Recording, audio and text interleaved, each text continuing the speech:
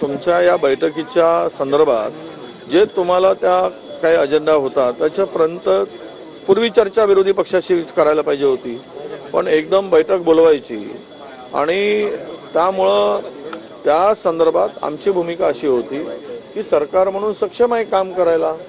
सरकारने काय आश्वासन दिलं असेल तर त्यावर चर्चा करायची काय गरज आहे, कारण त्यांनी लेखी दिलेलं आहे तर त्याची ते पूर्तता त्यांनी करावी.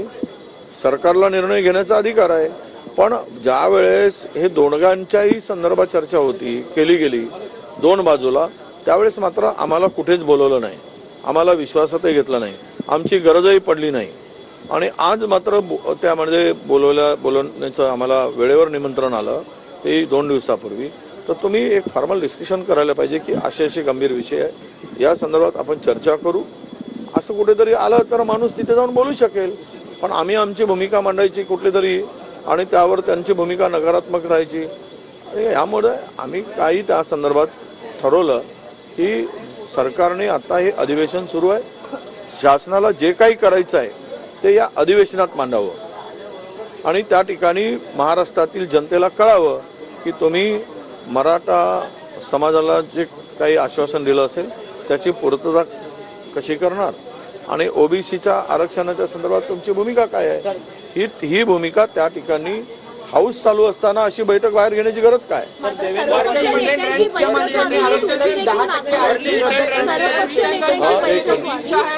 एक मिनिट, या वेळी पूर्वी ओबीसी नेत्यांची बैठक झाली त्यावेळेस वडेट्टीवारांचा विसर पडला होता काय, त्यावेळेस का बोलवलं नाही. डीसीएम कडे बैठक झाली त्यावेळेस का बोलवलं नाही. म्हणून हे आम्हाला कुठेच कधी बोलवलं नाही.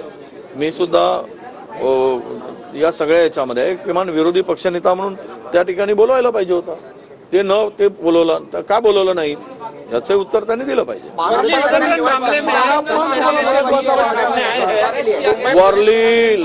वर्ली हिट एंड रन में जो लूपहोल्स है ये सरकार ने, शासन ने और सरकार के लोगों ने जानबूझकर ये प्रकरण को दबाने की कोशिश की है. इस प्रकरण को लूज करने की कोशिश की है, आरोपी को बचाने की पूरेपूर कोशिश की है. ये मैं तो ये कहूंगा कि इसकी एसआईटी मार्फत जांच होनी चाहिए. जब वो आरोपी 48 घंटे के बाद 24 घंटे के बाद में वो अल्कोहल कंज्यूम किया है कि नहीं ये पता थोड़ी चलेगा, इसीलिए उसको छुपाया गया. पुलिस को पता था कि वो कहाँ है, फिर भी उसको नहीं.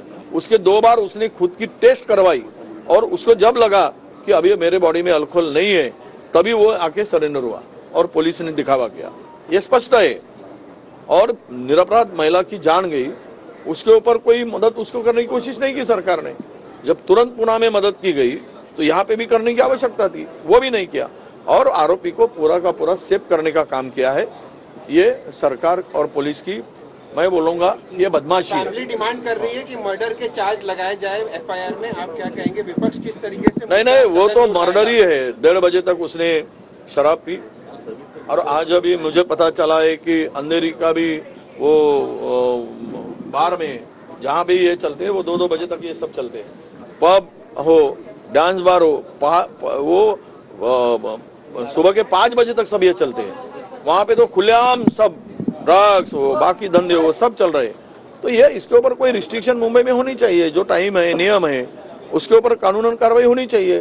तो ये 1:30 बजे तक इसने जब वहाँ पे शराब पी और 1:30 बजे के बाद में गाड़ी वो इसीलिए वो महिला को घसीटते गया. उस बीच जो वहाँ पे गाड़ी में बैठा था वो ड्राइवर को कॉल कर रहा था, तुम आ जाओ फिर गाड़ी में बैठ जाओ. और ये तुम उसके ऊपर जैसा पुणे में कोशिश की गई वैसे ही वो ड्राइवर के नाम से ये आरोप लगाने की उसने कोशिश की. ड्राइवर के ऊपर ये ऑफेंस दाखिल होना चाहिए और ड्राइवर ने गाड़ी चलाया था ये शो करने के लिए उसने जो कोशिश की थी वो कोशिश कामयाब नहीं हुई. सदन में किस तरीके से मुद्दा उठाया जाएगा विपक्ष द्वारा? कल भी उठाया गया था, आज भी उठाएंगे और इस विषय को जब तक कार्रवाई नहीं होती हम लोग शांति से नहीं बैठेंगे. विरोधकांनी आपले रंग दाखवलेले आहेत. तुम्ही इथे निवडणुकीसाठी बैठक घेत होता मात्र तिथे समाजासाठी बैठकीला घ्यायला आला नाही. समाजाच्या हे बघा, समाजाच्या बैठकी संदर्भात समाजाच्या बैठकीच्या संदर्भात जे काही सत्ताधारी बोलतायत हे दुतोंडीपणा आहे. ज्यावेळेस काही प्रकरणं अंगलट आले की विरोधकांच्या नावाने चिठ्ठी फाडायची, हा तो धंदा आहे. तुम्ही जे काही आश्वासन दिलं, तुम्ही बैठका घेतल्यात, त्या संदर्भात काय चर्चा झाली, तुम्ही काय त्यांना आश्वासन दिलं होतं, कशाच्या भरोशावर ते आंदोलन स्थगित केलं होतं, याची माहिती आम्हाला नको? वेळेवर देणार तुम्ही आणि सर्वांना बोलवून घेणार? अरे तुम्ही विरोधी पक्ष म्हणून प्रमुख राज्यात प्रमुख 6-7 पक्ष आहेत, त्या 6-7 पक्षाच्या लोकांची, मुख्य लोकांची बैठक घ्यायला पाहिजे होती, ते सांगायला पाहिजे होतं. तुम्ही एका बाजूला मुख्यमंत्री आश्वासन देत होते, दुसऱ्या बाजूला उपमुख्यमंत्री आश्वासन देत होते, पण आम्हाला काही माहीतच नाही आणि त्यावर आमच्याशी कुठली गोष्ट शेअरच केली नाही, चर्चाही केली नाही, तर आम्ही दुतोंडी कसे? दुतोंडी हे आहेत.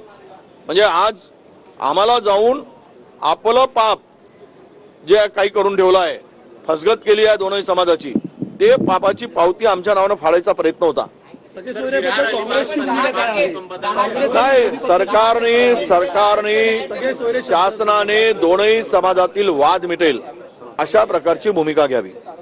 दोनही समाजाला ही जी काही दरी निर्माण झाली, एकमेकाच्या विरुद्ध दोन समाज उभे झालेत, एवढा संवेदनशील विषय आहे, तो संवेदनशीलपणे हाताळावा आणि दोनही समाजामध्ये ही दरी संपेल आणि हा निर्णय होईल असं वाटतं. म्हणजे त्या ठिकाणी करावं. चोरून लपून काय बैठका घेताय तुम्ही? यांनी, सरकारने जी चोरून लपून बैठका घेतल्यात, यांनी चोरून लपून घेतली, दुसऱ्याने दुसऱ्या बाजूची चोरून लपून बैठक घेतली. का खुली आम्हाला बैठक घेतला नाही?